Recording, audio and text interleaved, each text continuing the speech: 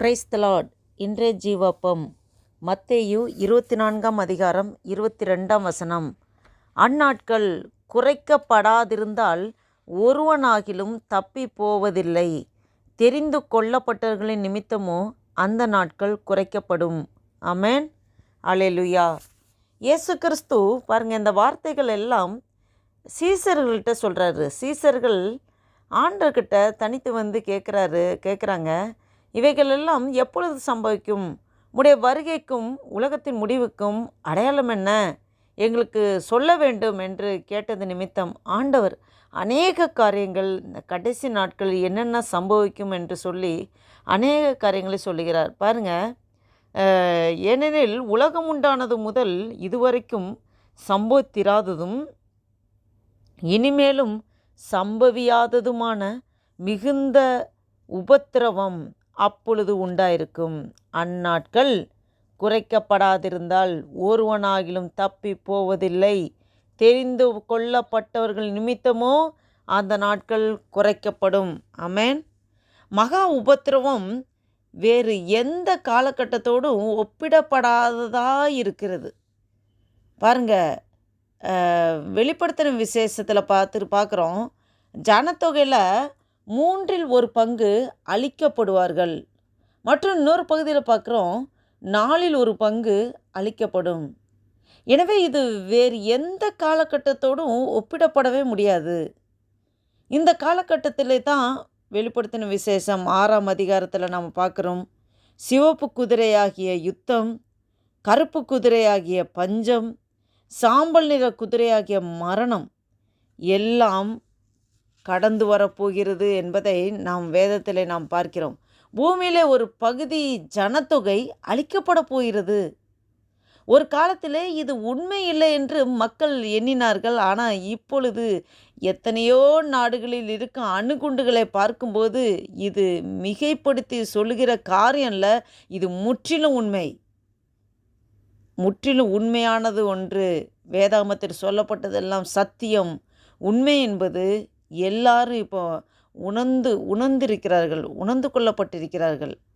ஆனால் இந்த வசனத்திலேயும் நமக்கு ஒரு ஆறுதல் இருக்கிறது. தெரிந்து கொள்ளப்பட்டவர்களின் நிமித்தமோ அந்த நாட்கள் குறைக்கப்படும். மனுக்குலம் தற்கொலை செய்து கொள்வது தேவன் அனுமதிக்கிறதே இல்லை.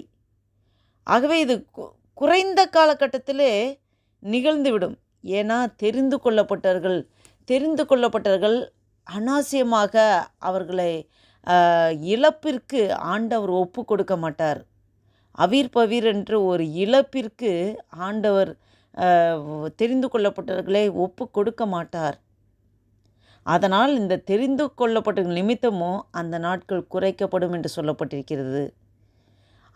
என் அன்பு தேவ பிள்ளைகளே, நாம் இந்த கடைசி காலங்களில் என்னென்ன சம்பவிக்கும் என்று நாம் தியானித்து கொண்டிருக்கிறோம்.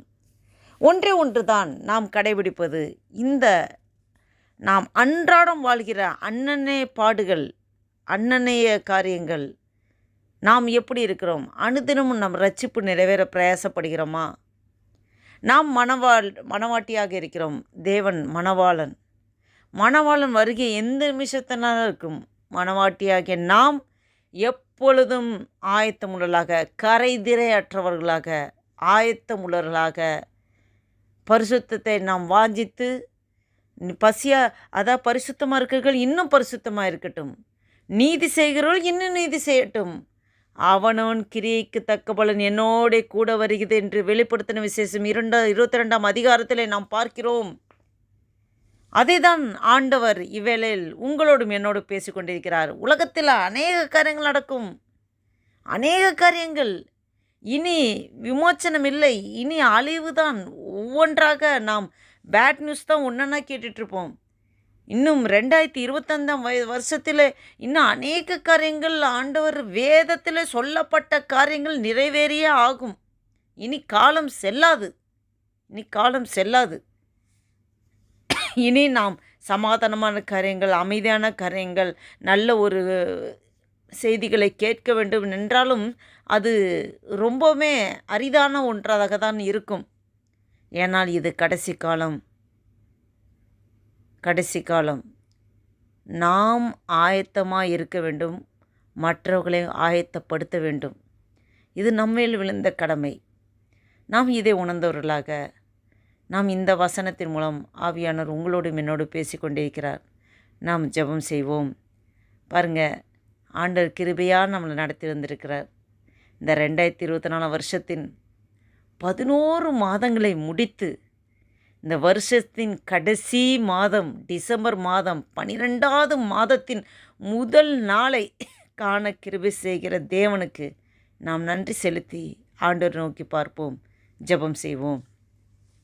அன்பும் இரக்கமும் நிறைந்த பரம தகப்பனே, உம்மை நன்றியோடு துதிக்கிறோம் ஐயா. ஸ்தோத்திரிக்க கர்த்தாவே. ஆண்டவரே, இந்த நாளைக்காய் நன்றி செலுத்துகிறோம் ஆண்டவரே. கடந்து வந்த பாதைகளை திரும்பி பார்க்கிறோம் ஐயா. கண்ணீரோடு கர்த்தாவே உமக்கு நன்றி செலுத்துகிறோம் ஆண்டவரே. பிறந்த நாள் முதல் இந்த நாள் வரை எங்களை கரம் பிடித்து நடத்தி வந்த தேவனே உமக்கு கொடான கொடி ஸ்தோத்திரம் ஐயா. நன்றி அப்பா. அப்பா, அந்த நாளைக்கு கூட ஆண்டவரே, அப்பா, அந்த மாதத்தின் துவக்கத்தில் உம்மை நோக்கி பார்க்கும்படியாக நீர் கொடுத்த அந்த மேலான கிருபைக்காய் நன்றி செலுத்துகிறோம். இந்த 2024 வருஷத்தின் 11 மாதங்களை அற்புதமாய் எங்களை வழிநடத்தி வந்தீரே அப்பா. ஆண்டவரே அப்பா, ஸ்தோத்திரம். ஒவ்வொரு மாதம் கிருபையாய் எங்களுக்கு ஜீவன் தந்து, பலன் தந்து, சுகம் தந்து, ஆண்டவரே உம்முடைய வசனத்தின்படி எங்களை ஆறுதல் தந்து, தேறுதல் தந்து நீங்கள் நடத்தி கொண்டு கிருபைக்காய் ஸ்தோத்திரம் ஆண்டவரே. வேலை கூட ஆண்டவரே, இந்த மாதத்தின் ஆண்டவரே, இந்த வருஷத்தின் கடைசி மாதமாகிய டிசம்பர் மாதம் முதல் தேதியை காண கிருபை செய்திரே. நன்றி அப்பா ஆண்டவரே. அப்பா, ஸ்தோத்திர கதை. இந்த மாதம் முழுவதும் ஆண்டவரே ஆசீர்வதிங்க அப்பா. ஆண்டவரே, உலக ஆசீர்வாதத்தினாலும் உன்னத ஆசீர்வாதத்தினாலும் நிரப்புங்க ஆண்டவரே அப்பா. இதில் ஆண்டவரே அப்பா, ஸ்தோத்திர கதாவை இணைந்திருக்கிற இந்த வீடியோவை பார்த்து கொண்டிருக்க, கேட்டுக்கொண்டிருக்க ஒவ்வொருவரோடும் ஆண்டவரே ஆவியானவரை நீங்கள் இடைப்படுகிறதுக்காக ஸ்தோத்திரம் ஆண்டவரே.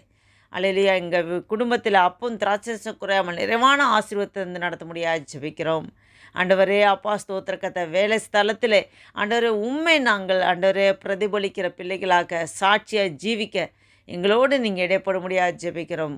குடும்பத்தின் மத்தியில் ஆண்டவரே உம்முடைய சாட்சி ஆண்டவரே அப்பா, நீர் எங்களுக்குள்ளே இருக்கிறீர் என்பதை அநேகர் கண்டு கொள்ள சாட்சியாக எடுத்து பயன்படுத்துங்க அப்பா.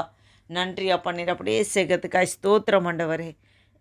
இந்த புதிய நாளில் உடைய புதிய கிருபையை பெற்றுக்கொண்டு உமக்கென்று சாட்சி எலும்பு பிரகாச கிருபை செய்யுங்க அப்பா. காலைதோறும் உடைய கிருபைகள் புதிதாக இருக்கிறது என்று சொல்லி ஆண்டவரே, உடைய புதிய கிருபையினால நிரப்பி ஆசீர்வதித்து பலப்படுத்துவதற்காக ஸ்தோத்திரம். நீர் அப்படியே செய்கிறதுக்காக நன்றி செலுத்துகிறோம். இயேசு கிறிஸ்து நாமத்தினால ஜெபிக்கிறோம் ஜீவனுள்ள எங்கள் நல்ல பிதாவே. ஆமேன்.